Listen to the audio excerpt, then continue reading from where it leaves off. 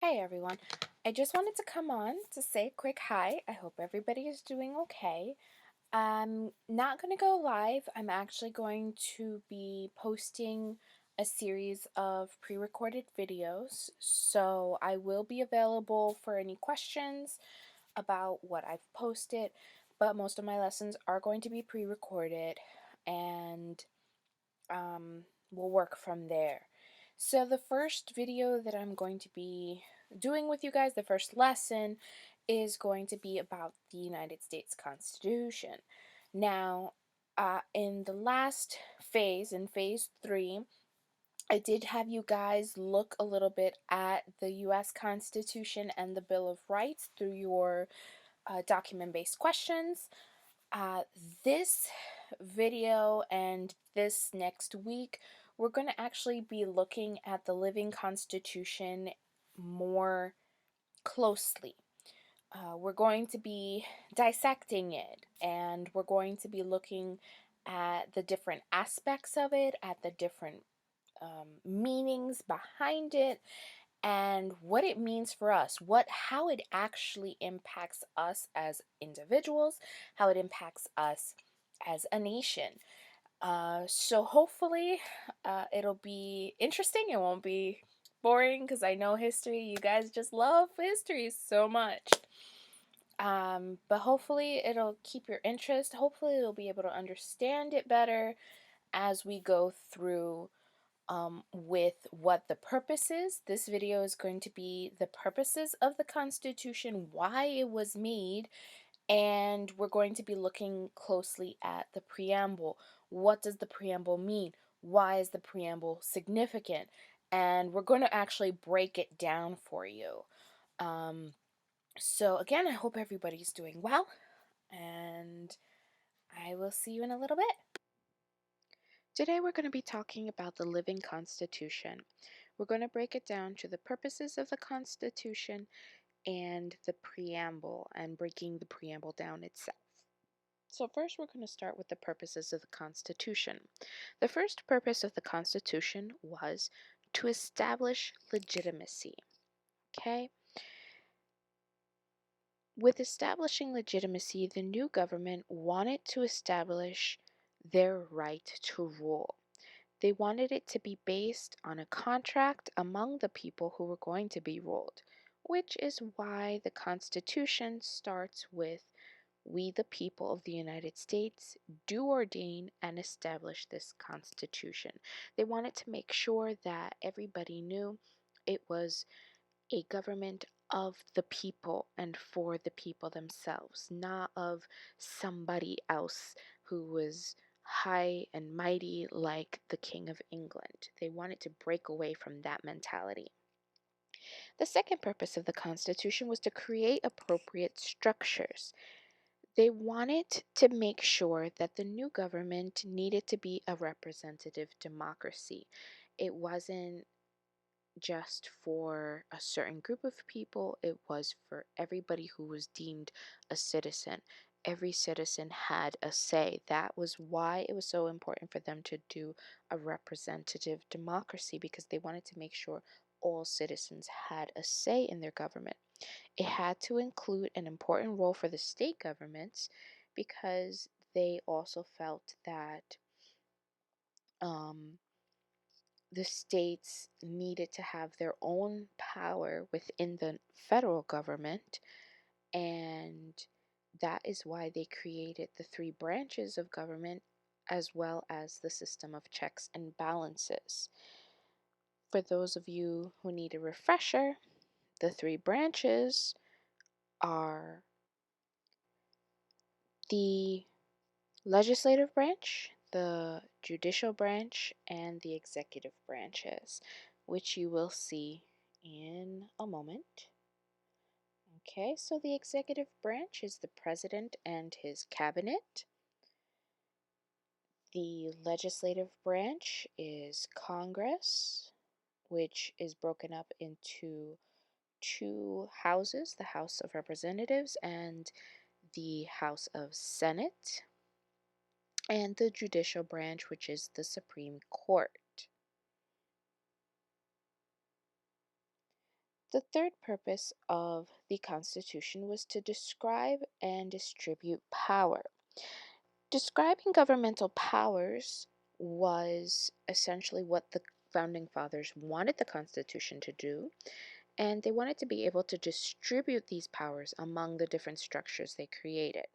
And it tells you exactly where to find what these powers are for each of the branches and for the state powers, and where exactly in the state or where exactly in the Constitution you can find these powers. For example, the legislative branch, you could find what their powers are in Article 1, Section 8. The fourth purpose of the Constitution was to limit government powers. The framers of the Constitution wanted to limit the powers of any particular part of the government so no one aspect becomes more powerful than the others. Remember, again, this is what the system of checks and balances was for. This is what basically allows us to make sure that the president doesn't have all the power, that the senators don't have all the power, that the House of Representatives don't have all the power, that the Supreme Court doesn't have all the power. Okay? It is very, very important that we understand that no one branch has all the power because that is where people get a little power hungry and it doesn't work out very well. The fifth purpose of the Constitution was to allow for change, okay? The founding fathers wanted to include some way to change the Constitution so the government would be able to adjust to the change of times stably, okay? This is where the amendments are born. That way, instead of completely breaking down the Constitution and recreating it like a lot of governments in Europe actually do today, we are able to keep our original Constitution, which is why it's the oldest Constitution known to man, and just continue on with it. Add changes, but as amendments after the fact. Okay,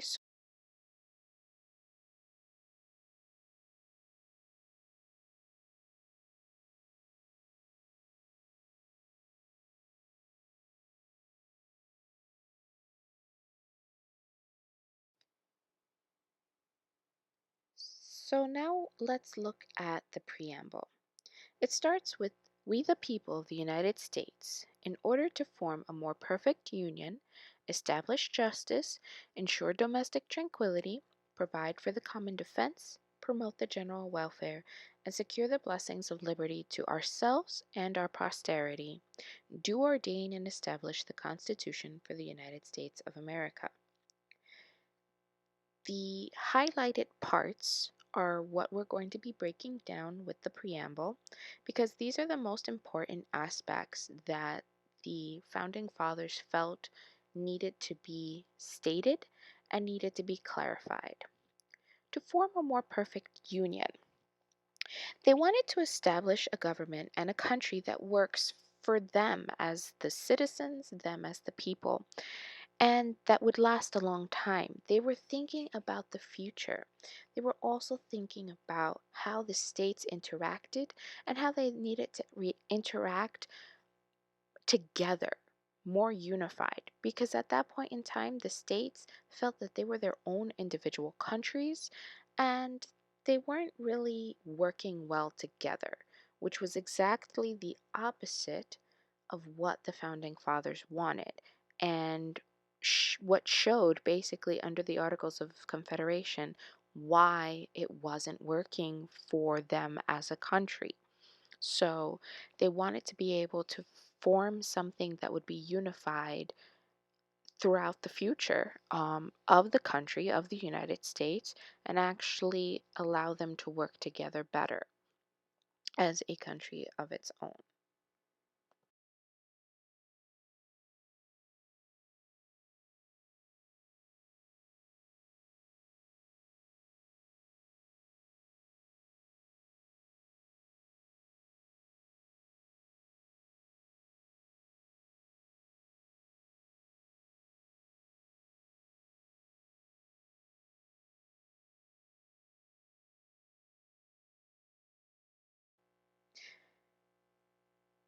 Okay, the second part is to establish justice.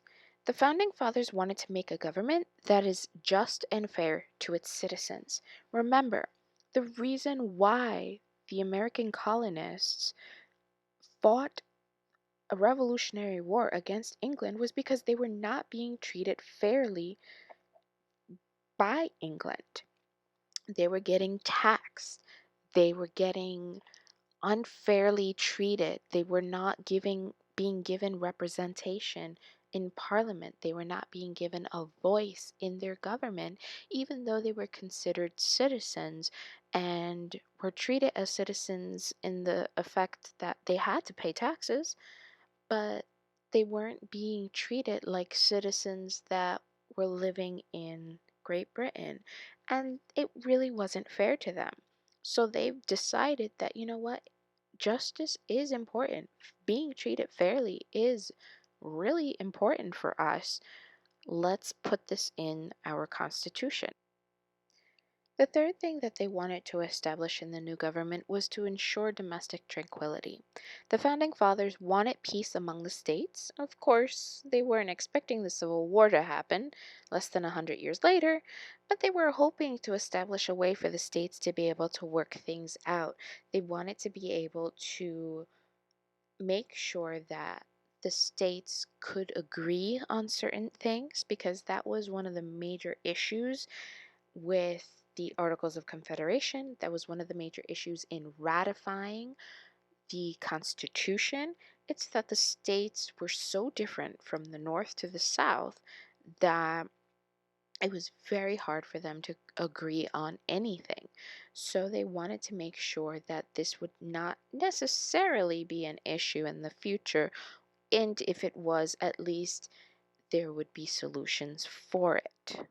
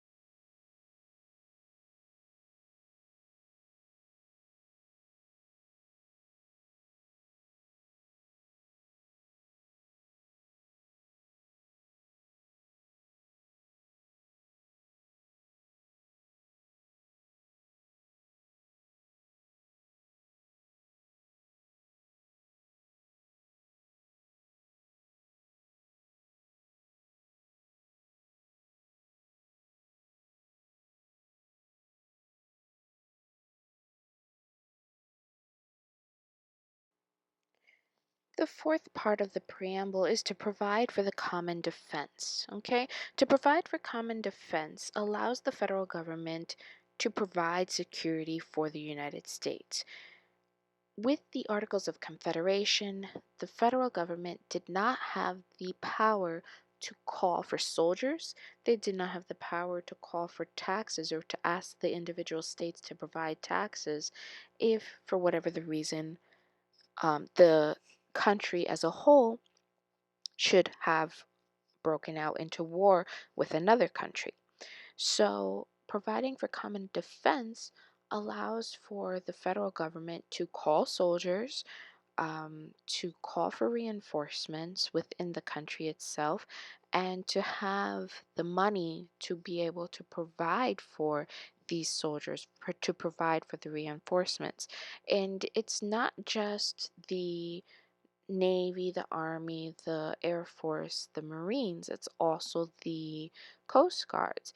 Coast Guards specifically are for the individual states, but you do also have them going into war with the Army and fighting for our protection in wars or in whatever, you know, disasters we may have. The next part of the preamble was to promote the general welfare. They wanted to make sure there were plans in place to protect and provide what was needed for the citizens of the country. Today, we can look at it as your Social Security or welfare itself or any type of programs that are built to help the citizens maybe get through unemployment or health care, um, anything that can help with our everyday lives is exactly what they wanted to do here. Our last part of the preamble is to secure the blessings of liberty to ourselves and our posterity. They wanted to make sure that the country stayed a free country and gave those freedoms not only to the generation that was involved in creating the Constitution and living during the time that the Constitution was created, but also for all future generations as well. They wanted this Constitution to last. They felt that it was good and they felt that it could last for however long the country as a whole lasted. They were thinking of the future when they established this, and they were thinking, you know what? It's a good idea for us to make sure that this is going to protect our children, our grandchildren, our great grandchildren, and every generation of American citizen throughout however long it will last as a country.